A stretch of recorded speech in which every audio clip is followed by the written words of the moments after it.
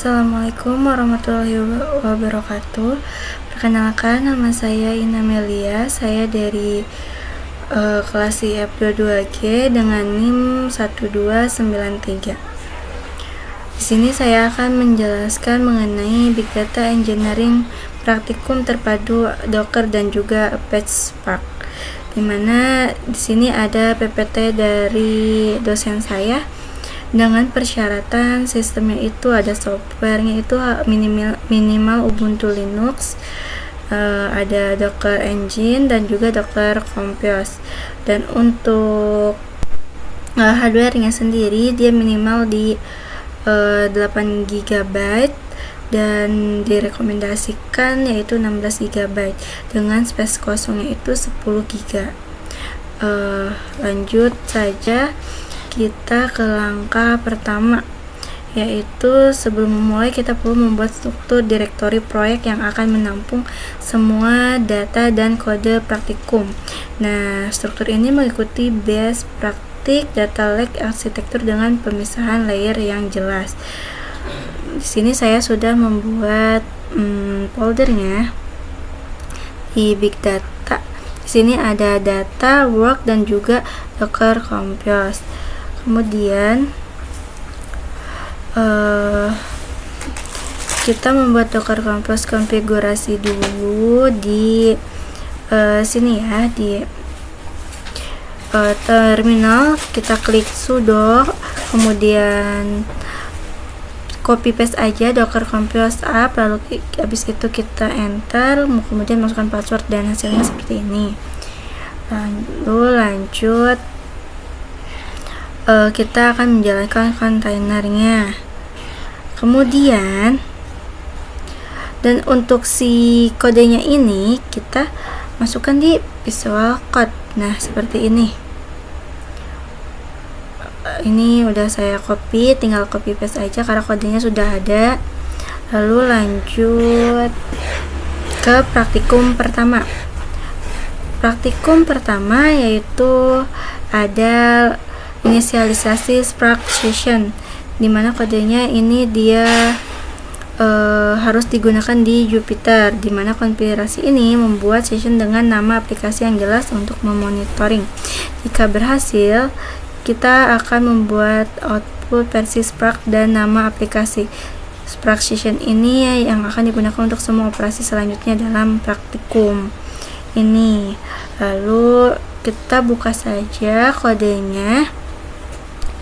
Ini seperti yang sudah saya buat. Di sini saya menggunakan Parks version 3.5.0. Lalu lanjut copy paste lagi aja dan kode yang ada di materinya. Nah, lalu kita bisa lihat di langkah profiling membantu kita memahami karakteristik data sebelum transformasi. Kita akan melihat jumlah record, kolom, dan statistik deskriptif untuk kolom-kolom kunci. Kita bisa perhatikan dulu apakah ada kolom dengan null values, apakah range nilai masuk akal, apakah tipe data sudah sesuai. Nah, lalu kita bisa lanjut ke untuk menembak Spark, tipe datanya itu apa. Nah, kita definisikan skema eksplisit. Ini memastikan data dibaca dengan tipe yang benar dan mencegah kesalahan di downstream processing.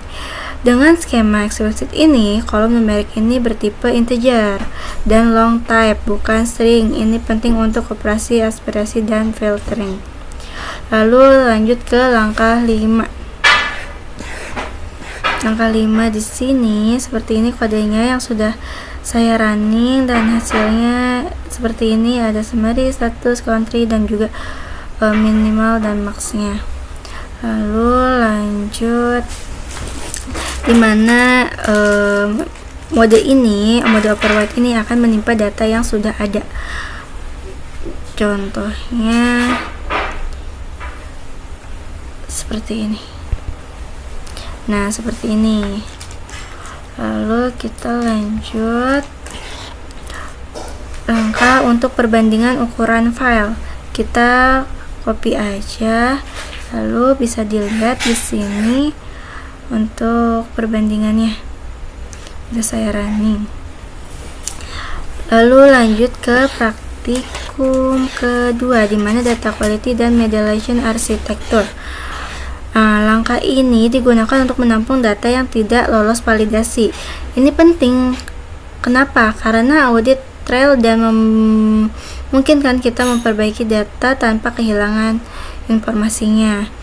Jadi kita di sini bikin folder dulu quarantine time di sini.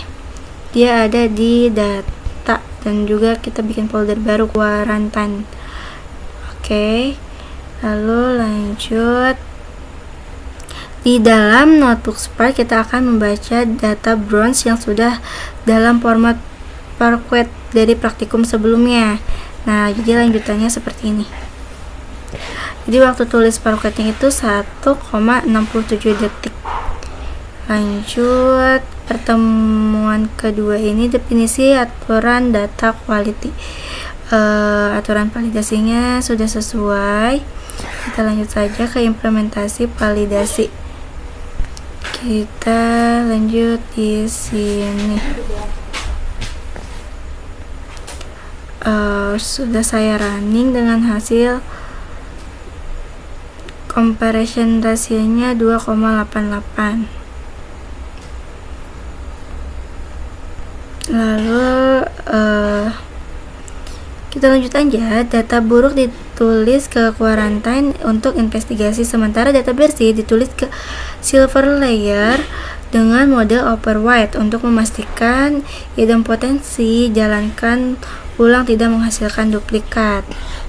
Lalu kita lanjut ke errornya. Ini kodenya. Lalu kita lanjut ke run report. Sudah selesai. Mana ya? Nah, seperti ini. Ini kita lanjut ke praktikum ketiga.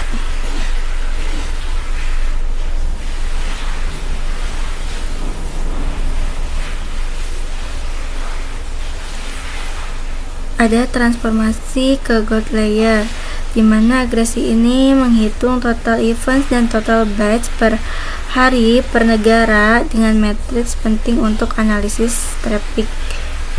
Contohnya seperti ini. Lalu partition gold data. Query yang filter word ini hanya akan membaca folder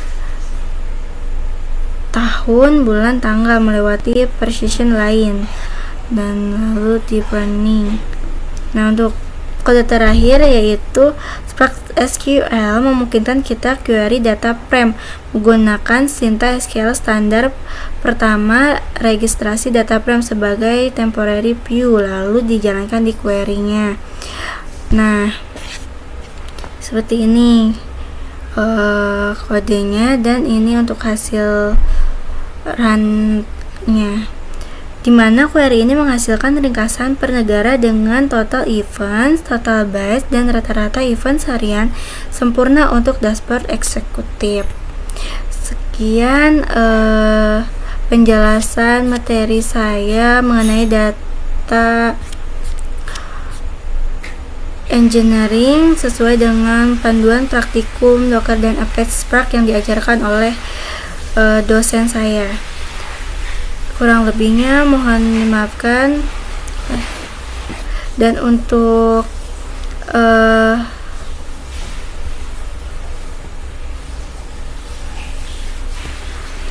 itu saya tutup. Wassalamualaikum warahmatullahi wabarakatuh.